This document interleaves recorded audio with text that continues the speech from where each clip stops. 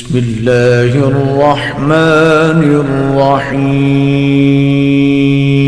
اعوذ باللہ من الشیطان اللعین الرجیم بسم اللہ الرحمن الرحیم۔ میرے واجب الاحترام مومنین و مومنات، السلام علیکم ورحمۃ اللہ وبرکاتہ۔ مومنین کرام، سب سے پہلے آپ کی چاہت، محبت اور خلوص کا بہت شکریہ۔ ہمارے ساتھ کنیکٹ ہیں، چینل کو سبسکرائب کر رہے ہیں اور اپنی قیمتی رائے کا اظہار بھی کر رہے ہیں۔ پروردگار آپ کی دعاؤں کو قبول فرمائے، آپ کی مشکلات کو آسان فرمائے۔ مومنین کرام، آج ہم شب قدر کے اعمال بیان کرنے جا رہے ہیں۔ آپ جانتے ہیں شب قدر بڑی عظمتوں اور برکتوں والی رات ہے۔ پروردگار فرما رہا ہے لیلۃ القدر خیر من الف شہر، یہ وہ رات ہے جو 1000 مہینوں سے بہتر ہے۔ یہ اتنی عظیم رات ہے کہ 1000 مہینوں سے یہ رات بہتر ہے۔ جب انسان کو پتہ چلتا ہے کہ یہ اتنی عظیم رات ہے کہ جو 1000 مہینوں سے بہتر ہے اور بیان کرنے والا پروردگار ہے، قرآن میں بیان فرمایا، تو ہر انسان چاہتا ہے کہ مجھے شب قدر نصیب ہو۔ شب قدر کیسے نصیب ہو؟ علماء نے بیان فرمایا، اگر آپ چاہتے ہیں کہ ہمیں شب قدر نصیب ہو تو ان 3 راتوں میں شب 19، شب 21 اور شب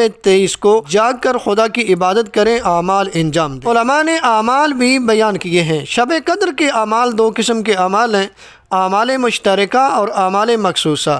اعمال مشترکہ وہ اعمال ہیں جو ان تینوں راتوں میں آپ نے انجام دینے، یعنی شب 19 کو بھی یہی اعمال انجام دیں گے، شب 21 کو بھی یہی اعمال انجام دیں گے اور شب 23 کو بھی یہی اعمال انجام دیں گے۔ اعمال مخصوصہ وہ ہیں کہ جو ہر رات کے علیحدہ سے اس کے خاص اعمال ہیں۔ اعمال مشترکہ ہم بیان کرنے جا رہے ہیں۔ اعمال مشترکہ میں علماء نے بیان کیا، پہلا عمل ہے غسل کریں۔ علامہ ملسی علیہ رحمہ فرماتے ہیں کہ غروب آفتاب کے نزدیک غسل کریں اور نماز مغرب اسی غسل کے ساتھ ادا کریں۔ اعمال مشترکہ میں سے دوسرا عمل ہے 2 رکعت نماز پڑھی جائے کہ ہر رکعت میں سورہ الحمد کے بعد 7 مرتبہ سورہ توحید پڑھی جائے اور نماز کے بعد 70 مرتبہ استغفر اللہ و اتوب الیہ پڑھا جائے۔ نبی اعظم صلی اللہ علیہ وآلہ وسلم فرماتے ہیں کہ ابھی وہ شخص اپنی جگہ سے اٹھے گا بھی نہیں کہ پروردگار اس کے اور اس کے ماں باپ کے گناہوں کو معاف فرما دے گا۔ اعمال مشترکہ میں سے تیسرا عمل ہے کہ قرآن کریم کو کھول کے اپنے سامنے رکھیں گے اور یہ دعا پڑھیں گے جو آپ دیکھ رہے ہیں، اللہم انی اسألک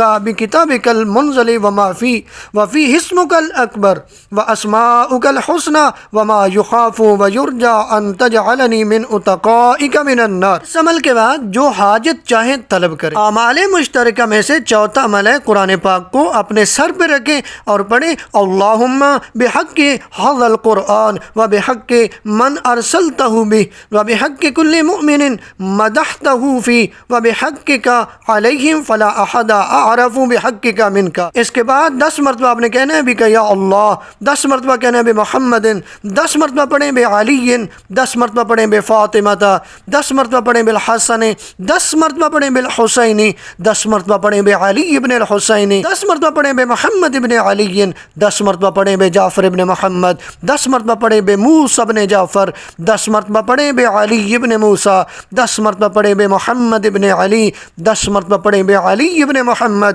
10 مرتبہ پڑھیں بالحسن ابن علی، 10 مرتبہ پڑھیں بالحجت۔ اعمال مشترکہ میں سے 5واں عمل ہے زیارت امام حسین علیہ السلام۔ اعمال مشترکہ میں سے 6واں عمل شب بیداری ہے، یعنی ان راتوں میں 19، 21 اور 23 کو آپ نے جاگنا ہے، شب بیداری کرنی ہے۔ روایت میں کہ جو شخص شب قدر میں جاگتا رہے تو اس کے گناہ معاف ہو جائیں گے، اگرچہ وہ آسمان کے ستاروں، پہاڑوں کی جسامت اور دریاؤں کے پانی جتنے ہی کیوں نہ ہو۔ اعمال مشترکہ میں سے 7واں عمل ہے 100 رکعت نماز پڑھیں کہ ہر رکعت میں سورہ الحمد کے بعد 10 مرتبہ سورہ توحید پڑھی جائے۔ علماء فرماتے ہیں یہ 100 رکعت نماز پڑھیں، اگر یہ نہ پڑھیں تو 6 دن کی قضا نمازیں پڑھ لیں۔ ان تینوں راتوں میں شب 19، شب 21 اور شب 23 کو جوشن کبیر پڑھی جائے۔ اعمال مشترکہ کے بعد ہم بڑھتے ہیں ان تینوں راتوں کے اعمال مخصوصہ کی طرف۔ 19ویں رات کے مخصوص اعمال یہ ہیں کہ 1 تسبیح استغفار کی پڑھیں، استغفر اللہ ربی و اتوب الیہ، کیونکہ شب ضربت ہے تو 100 مرتبہ آپ نے کہنا ہے اللہم لعن قتلۃ امیر المؤمنین۔ اس کے بعد یہ دعا دیکھ رہے ہیں، اس دعا کو پڑھیں۔ اس کے علاوہ بھی جتنی دعائیں آپ پڑھ سکیں، جتنا قرآن پڑھ سکیں، نماز شب پڑھیں۔ شب 19 کے مخصوص اعمال کے بعد شب 21 کے اعمال مخصوصہ۔ اعمال مخصوصہ میں زیادہ تر دعائیں ذکر کی گئی ہیں، اب مفاتیح الجنان یا دعاؤں کی کتابوں میں دیکھ کے وہ دعائیں پڑھ سکتے ہیں۔ اعمال مشترکہ جو ذکر ہوئے ہیں شب 21 کو یہ اعمال بھی آپ انجام دیں، جتنا قرآن پڑھ سکیں، جتنی اور دعائیں جوشن کبیر پڑھیں، دعائیں کمیل پڑھیں، اور جتنی دعائیں پڑھ سکیں نماز شب کا اہتمام کریں۔ دوسری دعاؤں کے ساتھ ساتھ شب 21 کی یہ دعا جو آپ دیکھ رہے ہیں، اس دعا کو پڑھیں، پروردگار آپ کی دعاؤں کو قبول فرمائے۔ اور اس دعا کے بعد مولا امیر کائنات علی ابن ابی طالب علیہ السلام کی بیان کردہ وہ نماز پڑھیں۔ امیر کائنات علی ابن ابی طالب علیہ السلام بیان فرماتے ہیں کہ شب 21 کو آپ 8 رکعت نماز پڑھیں، دو کر کے آپ پڑھیں گے۔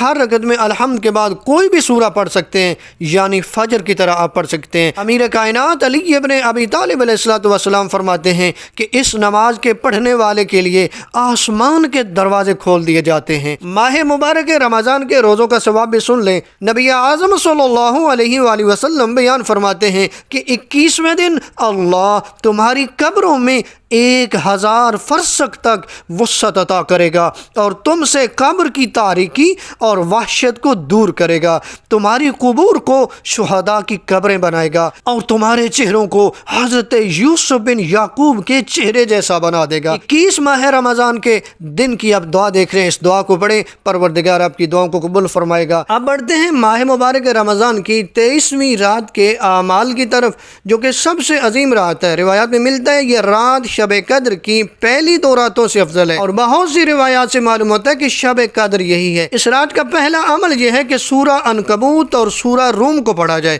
امام جعفر صادق علیہ السلام نے قسم اٹھا کر فرمایا کہ اس رات ان 2 سورتوں کا پڑھنے والا اہل جنت میں سے ہے۔ سورہ عنکبوت پارہ نمبر 20 میں ہے اور سورہ کا نمبر 29 ہے، اور سورہ روم پارہ نمبر 21 میں ہے اور سورہ کا نمبر 30 ہے۔ اس کا دوسرا عمل ہے سورہ حامیم دخان پڑھیں۔ اس کا تیسرا عمل ہے 1000 مرتبہ سورہ قادر پڑھیں۔ اس کا چوتھا عمل ہے کہ اس رات خصوصاً اور دیگر اوقات میں عموماً یہ دعا زیادہ سے زیادہ پڑھیں، اللہم کل ولیک الحجۃ ابن الحسن۔ اس کے ساتھ ساتھ جو آخری عشرے کی دعائیں ہیں وہ پڑھنا نہ بھولیے گا، آپ کو دعاؤں کی کتابوں میں مل جائیں گے۔ کوشش کیجیے ان راتوں میں جاگ کے عبادت کیجیے، اپنے خدا کو راضی کیجیے تاکہ آپ کو شب قدر نصیب ہو، تاکہ آپ کا عمل 1000 مہینوں سے بہتر ہو جائے۔ پروردگار سے دعا ہے خالق کائنات ہم سب کو شب قدر نصیب ہو، اس میں عبادت کرنے کا شرف نصیب ہو، اور پروردگار ہماری دعاؤں کو قبول فرمائے، ہماری مشکلات کو آسان فرمائے۔